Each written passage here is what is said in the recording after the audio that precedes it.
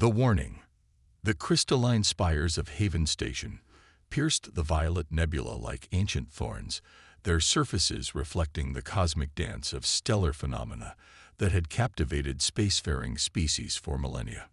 Within the station's judgment chamber, First Speaker Lysandra Vec adjusted her ceremonial robes, her iridescent scales shifting colors with each movement as she prepared to address the Galactic Confederation Council.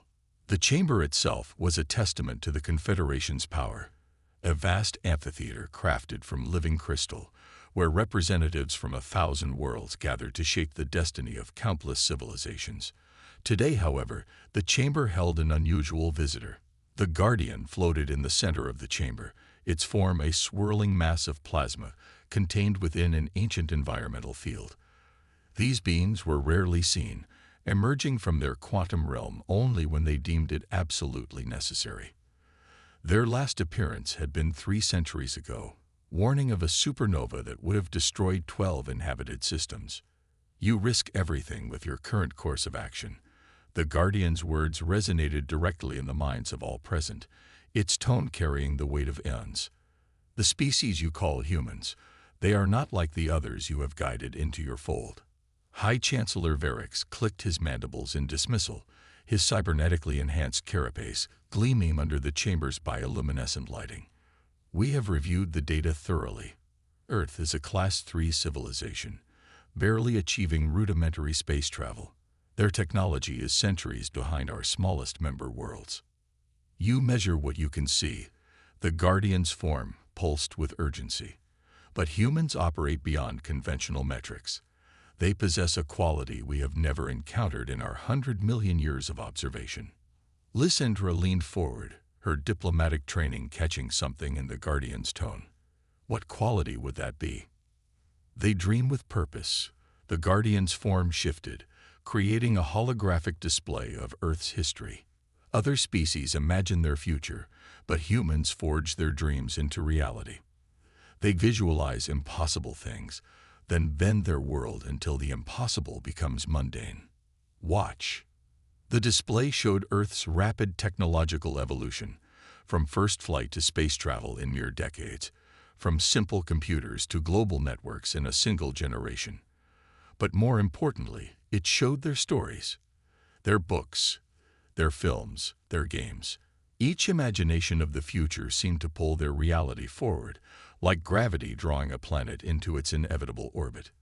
In the time it takes most species to perfect a technology, humans imagine 1,000 variations. The Guardian continued. While you perfect faster than light travel, they dream of folding space. While you master energy shields, they imagine bending reality itself. High Chancellor Varix waved the cybernetic limb dismissively. Dreams without foundation. They lack the basic understanding of. They lack nothing. The Guardian interrupted, its form flaring. They simply walk a different path. Your scientists spend centuries perfecting a technology. Humans spend centuries imagining what comes after it, then build both simultaneously. Your civilizations advance in careful steps. Humans leap forward, stumbling, falling, but always rising stronger. Lysandra studied the continuing display of human advancement. Something troubled her. Their progress is accelerating. Yes, the Guardian's form pulsed with approval. They learn exponentially. Each discovery doesn't just advance their knowledge. It transforms how they think, how they dream. They don't just climb the ladder of progress. They reimagine the ladder itself. Yet they war among themselves. Another council member interjected. They're divided, fractious. Their conflicts drive their innovation. The Guardian countered. Each war, each crisis, each challenge becomes a forge that reshapes them. And now you plan to attempt what no force in their history has achieved: external control of their development. High Chancellor Varix stood, his cybernetics humming with barely contained energy. The Confederation has guided thousands of species into the galactic community. We have perfected the process over 50,000 years. Humans will adapt to our guidance, as all others have. The Guardian's form began to fade, its warning final and clear. You cannot guide what you don't understand. Humans don't follow paths. They forge new ones.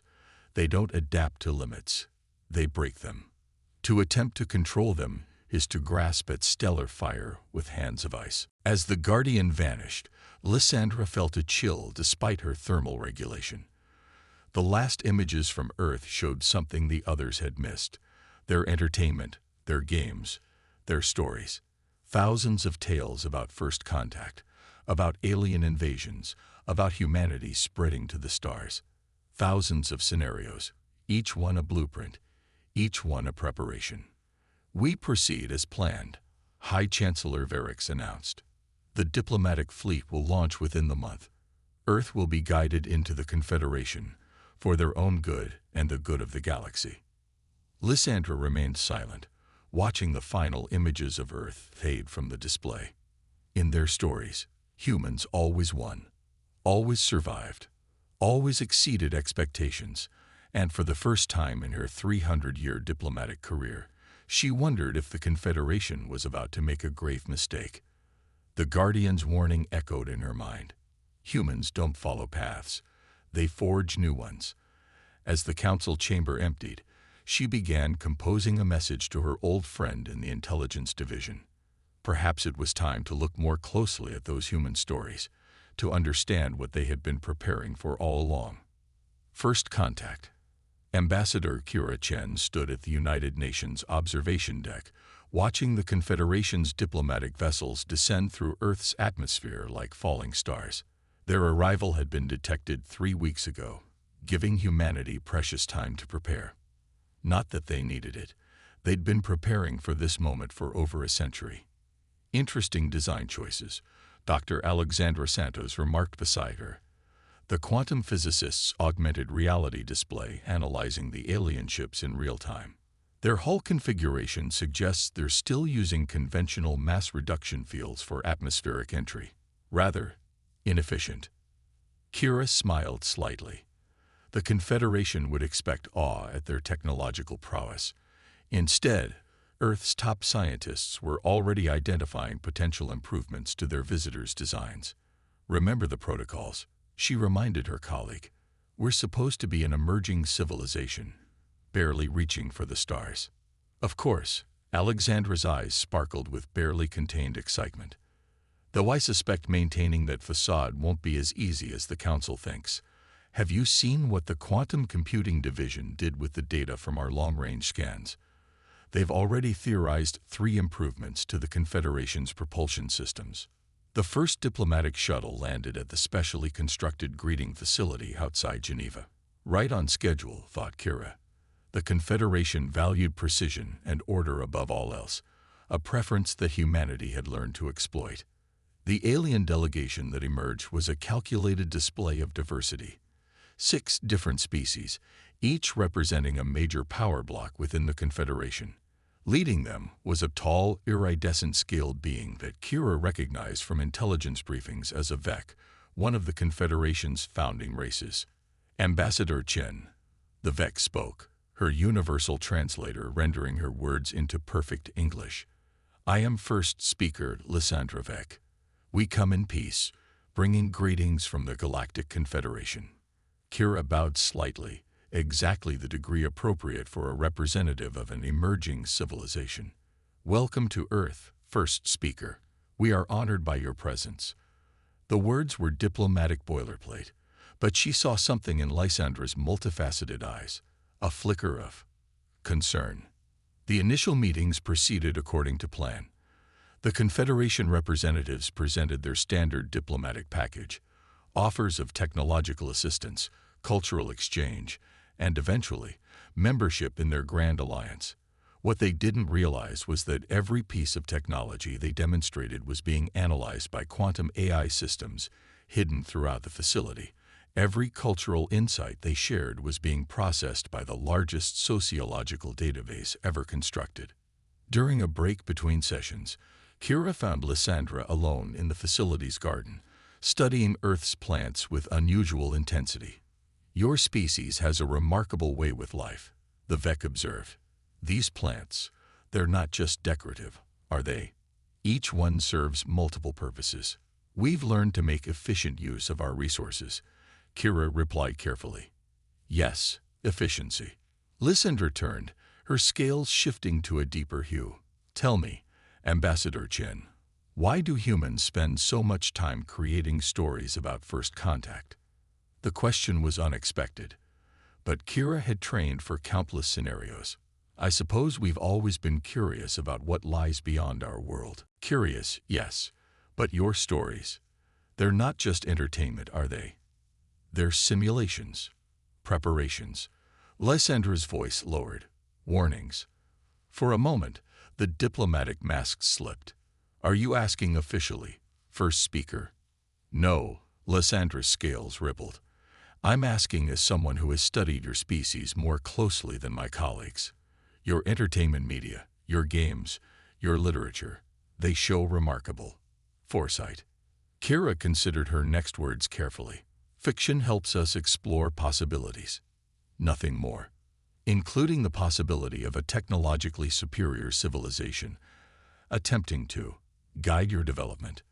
The Vex translator couldn't quite capture the irony in her tone. Before Kira could respond, alarms blared throughout the facility. On the quantum-encrypted channel in her neural implant, urgent messages flashed. Confederation scout ships detected near the lunar dark side facilities. The hidden shipyards. The quantum research centers. Everything they weren't supposed to find. It seems, Lysandra said quietly, that some of my colleagues were not content with official diplomatic channels. They sent probe drones to map your entire solar system. That would be a violation of the preliminary contact protocols. Kira replied, her tone neutral even as encrypted commands flew across Earth's defense network. Yes, it would. Lysandra's scales shifted to a color Kira hadn't seen before, just as hidden quantum technology labs and prototype ships would violate the development guidelines for a Class 3 civilization. The moment stretched between them, heavy with unspoken implications. Finally, Kira smiled, not the careful diplomatic smile she'd worn until now, but something sharper. First speaker, would you like to know why humans tell so many stories about first contact? I believe I'm about to find out. Because we learned long ago that the best way to prepare for something is to imagine it, to dream it, to live it in our minds 1,000 times before it happens. Kira's neural implant showed her the defense grid activating, quantum shields shimmering into existence around every major human facility. We've played out this scenario countless times, first speaker. The question is, did the Confederation do the same? Lysandra's scales paled. The Guardian was right about you. Yes, Kira agreed, watching as Earth's true technological capabilities began to reveal themselves. They were. Shall we return to the diplomatic chamber? I believe the nature of our discussions is about to change significantly. Above them, the quantum shields became visible for a moment, their impossible geometries defying conventional physics. Earth's hidden defenses had been revealed, but they were only the beginning. Humanity had been preparing for this moment not just with technology, but with imagination, with creativity, with dreams turned into reality. The real first contact was about to begin. The awakening. The quantum display room beneath Mount Cheyenne hummed with activity as Dr. Alexandra Santos manipulated the holographic representation of the Confederation's fastest ship. Behind her, representatives from 50 nations watched in silence as she demonstrated what humanity had achieved in secret. Their faster-than-light technology relies on pushing against the fabric of space-time, she explained, her hands dancing through the projection. Efficient by conventional standards, but we took a different approach. The display shifted, showing Earth's prototype quantum drive. We don't push against space-time. We dance with it. In orbit, the Confederation's survey fleet was discovering just how different human technology had become. Their scanners, designed to detect any known form of energy or propulsion, were reporting impossible readings from Earth's hidden facilities. Ships that seemed to exist in multiple states simultaneously. Power sources that drew energy from the quantum foam of space itself. First speaker Lysandra Vex stood in the display room, her scales shifting through colors that had no name in human languages. "You've achieved quantum engineering on a macroscopic scale," she said, her voice carrying both awe and fear. "That's supposed to be impossible." "Impossible is just another word for hasn't been imagined properly yet," Alexandra replied with a shrug. "We found the idea in an old science fiction novel, something about quantum probability drives. It took us 30 years to figure out the math, another 20 to build the first prototype. But that's how humans work. We dream first, then we make the dreams real." On the main display, red alerts flashed as the Confederation's military vessels began emerging from hyperspace at the edge of the solar system. High Chancellor Varix's flagship led them, a massive vessel that represented the peak of Confederation engineering. Ambassador Chen's voice came through the quantum comm, completely untraceable by Confederation technology. "They're demanding we surrender all quantum technology and submit to direct Confederation oversight. Apparently, we're too dangerous to be allowed to develop independently." "Of course they are," Alexandra sighed, bringing up another display. "They think in straight lines. Progress should be orderly, controlled, predictable. Show them the gift." Kira's smile was audible in her response. "Show them." Alexandra gestured, and the quantum displays shifted again, revealing humanity's masterstroke. First speaker, "Would you like to know what else we found in our science fiction archives? Stories about von Neumann probes, self-replicating machines that could explore the galaxy. The Confederation never developed them, believing the technology too dangerous to control." The display zoomed out, showing the entire solar system. Tiny points of light began appearing. First dozens, then hundreds, then thousands. Each one was a quantum-enabled probe, launched in secret over the past decade. They had been waiting, dormant, throughout the solar system. "Humans don't just imagine technology," Alexandra continued, watching Lysandra's reaction. "We imagine all its implications, every possibility, every potential use, every safeguard needed. While your scientists perfect one approach, we explore thousands." The probes activated, their quantum fields linking into a vast network that encompassed the entire solar system. The Confederation fleet found itself enmeshed in a web of quantum possibilities, their conventional sensors overwhelmed by reality itself becoming fluid around them. "This isn't just about military power." Ambassador Chen's voice was gentle now. "Look closer at the probe network, first speaker. Really look at what we've built." Lysandra's scales shifted to a deep purple of revelation as she understood.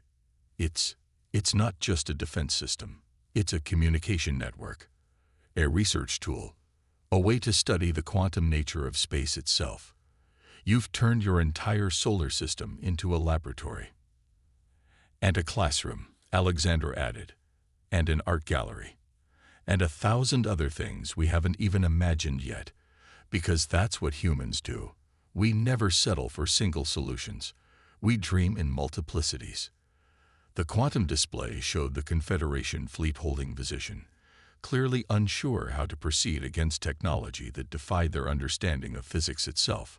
High Chancellor Varix's demands continued to echo through space, growing increasingly desperate as his sensors tried and failed to make sense of what humanity had achieved. "You should know," Alexandra said to Lysandra, "that we've already sent out deep space probes, beyond your detection range. They're establishing quantum networks around other stars. Not for military purposes, though they could be used that way if needed. We're building a new kind of galactic community, one based on sharing knowledge, on exploring possibilities, on turning dreams into reality." "The Confederation won't accept this," Lysandra warned, though her tone suggested she had already chosen her side. "They believe in control, in order, in hierarchies of power." "Then perhaps it's time for the Confederation to dream bigger," Ambassador Chen replied, entering the room. "We're offering something better than control. We're offering transformation. The chance to explore not just what is, but what could be." Above them, the quantum network pulsed with possibility, each probe a note in a symphony of human imagination made real. The Confederation fleet remained frozen at the edge of the solar system, facing not just superior technology, but a fundamentally different way of thinking about the universe itself. The awakening had begun, not just for humanity, but for the galaxy. And it had started, as all human achievements did, with a dream, with a story, with the simple, powerful belief that the impossible was just another problem waiting to be solved by imagination unleashed. Breaking point. High Chancellor Varix's command center aboard the Confederation flagship Eternal Order hummed with tension. The holographic displays showed something his military strategists had declared impossible. Earth's quantum network had expanded, weaving a tapestry of probability fields that made conventional warfare meaningless.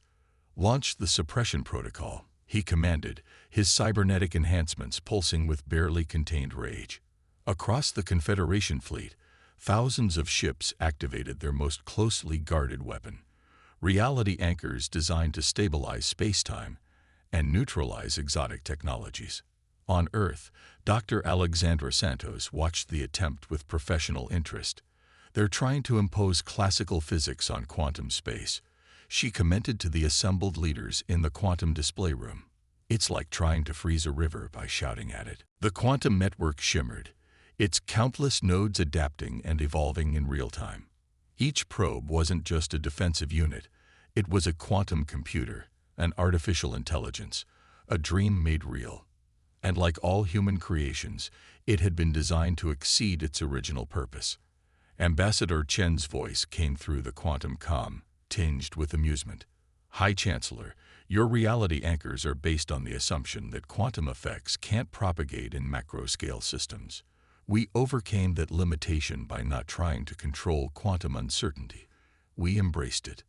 First speaker Lysandra, who had chosen to remain on Earth, watched the displays with growing understanding. "You're not just using quantum mechanics," she realized.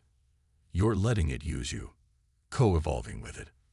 "Finally, someone who gets it," Alexandra grinned. "Humanity's greatest strength isn't our technology. It's our willingness to adapt ourselves to new possibilities. We don't just build tools. We let them change us, teach us, show us new ways of thinking." The quantum network pulsed, and suddenly every computer system in the Confederation fleet began receiving data, not attacks or threats, but information. Scientific papers, technical journals, philosophy texts, art, music, stories. The accumulated dreams of humanity, freely shared. "What is this?" Varix demanded, his cybernetics struggling to process the flood of information. "This is how humans wage war," Ambassador Chen replied calmly. "Not with destruction, but with ideas. Each packet of data contains something your civilization hasn't imagined yet. New ways of thinking, new possibilities, new dreams." Across the Confederation fleet, crews began accessing the data. Ship's engineers found themselves looking at designs that made their most advanced technology seem primitive. Scientists discovered theories that opened entire new fields of study. Artists saw forms of expression that transcended species boundaries. "You don't understand what you're doing," Varix warned. "This knowledge, these ideas, they'll destabilize everything we've built." The Confederation maintains order through controlled progress, through careful guidance of developing civilizations. "No," Lysandra interrupted, her scales now shimmering with colors that matched the quantum network's pulse. "They understand exactly what they're doing. This isn't just first contact, it's first teaching. They're showing us what we've forgotten in our quest for order." The quantum network expanded further, each probe now broadcasting on frequencies the Confederation had never thought to use. The data reached beyond the fleet, touching inhabited worlds across nearby space. Humanity's dreams spread like ripples in the quantum foam of reality itself. "Your civilization has spent 50,000 years perfecting what is," Alexandra explained, her hands dancing through the quantum displays. "We've spent our entire history imagining what could be. And now we're offering to share those imaginations with you." On the Eternal Order, Varix watched as his own crew began engaging with the human data, their minds opening to possibilities they had never considered. Even his cybernetics were adapting, integrating new patterns of thought that his designers had never imagined possible. This is your real weapon, he realized finally. Not the quantum technology, not the probes, but this ability to infect others with your dreams. Not infect, Ambassador Chen corrected gently. Inspire. We're not trying to conquer the Confederation, High Chancellor. We're trying to awaken it, to show you what you've forgotten in your quest for perfect order, that the greatest achievements come not from control, but from the chaos of creativity. The quantum network pulsed one final time, and across the galaxy, minds began to dream new dreams. The breaking point had been reached, not of military might or technological supremacy, but of imagination itself. Humanity had found a way to share not just their knowledge, but their very way of thinking. And in that moment, the galaxy began to change, not through force, not through control, but through the simple, unstoppable power of human dreams made manifest in the quantum foam of spacetime itself. Beyond limits. 3 months after the standoff at Earth, the Guardian materialized in the quantum display room, its plasma form resonating with the background hum of humanity's network. Dr. Alexandra Santos and Ambassador Chen were there to greet it, along with first speaker Lysandra, who had officially requested asylum on Earth. You have exceeded even our predictions, the Guardian's thoughts echoed through the quantum field. We expected resistance, perhaps even military victory. We could not expect transformation. The displays showed the spreading effect of humanity's quantum network. Across the galaxy, Confederation worlds were awakening to new possibilities. The rigid hierarchies of controlled progress were dissolving, replaced by collaborative networks of shared dreams and innovations. The Confederation is changing, Lysandra observed, her scales shifting through colors that now included wavelengths humans had taught her to see. Many worlds are requesting direct quantum links to Earth's network.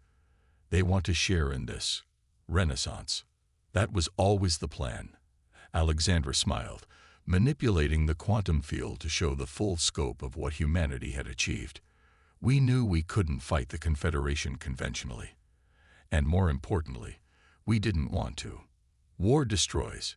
We wanted to create. The Guardian's form pulsed with curiosity. Yet your victory is more complete than any military conquest could have achieved. The Confederation's old order is transforming itself willingly. Because we offered something better than control, Ambassador Chen explained. We offered possibility, the chance to dream not just of what is, but of what could be. Even High Chancellor Varix has begun to understand. The displays shifted to show the eternal order, now a testing ground for new technologies, born from the synthesis of Confederation engineering and human imagination. Varix himself had become one of the most eager students of human creativity, his cybernetic systems evolving in ways their original designers had never imagined possible. You weaponized imagination itself, the Guardian observed, a strategy we had never conceived of in all our eons of watching species rise and fall. Not weaponized, Alexandra corrected. We shared it. The quantum network isn't just for broadcasting data or coordinating defense. It's a bridge between minds, between ways of thinking. Every species connected to it brings their own dreams, their own possibilities. The displays showed new innovations emerging across the galaxy. Confederation worlds that had been static for millennia were producing art that defied classification, technology that broke conventional laws of physics, philosophies that transcended traditional boundaries of thought. We're not leading this change anymore, Ambassador Chen added. We just opened the door. Every connected civilization is contributing now, adding their own dreams to the quantum symphony. Lysandra's scales rippled with joy. The old council would have called it chaos. But it's not chaos. It's evolution. Living systems don't advance through rigid control. They advance through adaptation, through exploration, through dreams of what might be possible. The Guardian's form expanded, interfacing directly with the quantum network. You have changed the fundamental nature of galactic civilization itself, not through force, not through control, but through inspiration. That's the human way. Alexandra smiled. We never wanted to conquer the stars. We wanted to dance with them, to dream with them, to see what wonders we could create together. The displays showed the latest data, thousands of worlds linked by quantum networks, sharing innovations, art, dreams. The rigid hierarchy of the Confederation was transforming into something new, a living, breathing tapestry of civilizations, each contributing their own unique vision to a greater whole. The warning we gave the Confederation, the Guardian Muse, was both right and wrong. You were indeed beyond their limits of control, but not because you were ungovernable. Because you showed them that their very concept of limits was flawed. Ambassador Chen nodded. Humans don't break limits. Not really. We transcend them. We imagine what lies beyond them. And now we've taught the galaxy to do the same. The quantum network pulsed with new possibilities, each node a dream given form, each connection a bridge between different ways of seeing the universe. Humanity had done more than survive first contact. They had transformed it into something entirely new. So, Alexandra asked the Guardian, her hands dancing through the quantum field, creating patterns that made even the ancient being pause in wonder. What dreams shall we share next? The Guardian's response resonated through the quantum network, reaching every connected civilization. Perhaps after all these eons of watching, it is time for us to learn how to dream as well. And across the galaxy, countless minds turned towards the future, not with fear or the desire for control, but with the limitless possibility that humanity had taught them to embrace. The age of ordered progress was over. The age of shared dreams had begun.